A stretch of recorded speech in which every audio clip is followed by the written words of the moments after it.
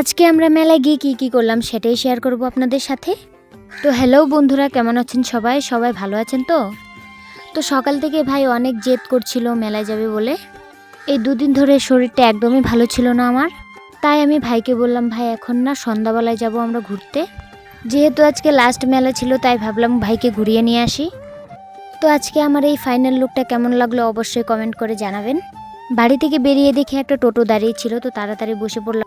আজকে মেলায় তেমন একটা লোক ছিল না, যেহেতু আজকে লাস্ট মেলা ছিল তাই আমি আর ভাই পুরো মেলাটা ভালো করে ঘুরে দেখছিলাম। যাই হোক, আমাদের কিন্তু খুবই ভালো লাগছিল মেলাটা ঘুরতে। এই মেলায় কিন্তু জিনিসের দামও অনেকটা কম ছিল। আর এই দোকানের ঘড়িগুলো দেখুন কত সুন্দর। আর এইখানে ভাই কিছু খেলনা দেখছিল বাবুর জন্য। ভাই কিন্তু অনেকটাই জেদ করছিল ওই খেলনাটা নেওয়ার জন্য। মেলায় তো আমার অনেক জিনিসই ভালো লাগছিল, কিন্তু সেরকম কিছুই নেওয়া হয়নি।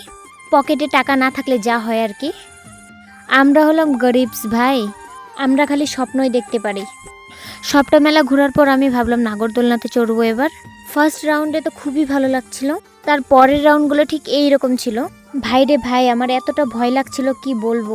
ব্রেক ডান্সে কিন্তু সেরকম একটা ভয় লাগেনি আমার। নাগরদোলনা থেকে নামার পর থেকে আমার মাথাটা অনেকই ব্যথা করছিল। আর এই স্যুপটা খাওয়ার পর কিন্তু আমার অনেকটাই ভালো লাগছিল। তারপর আমি ভাইকে বললাম, ভাই চল তুই মোমো খেয়ে নিবি।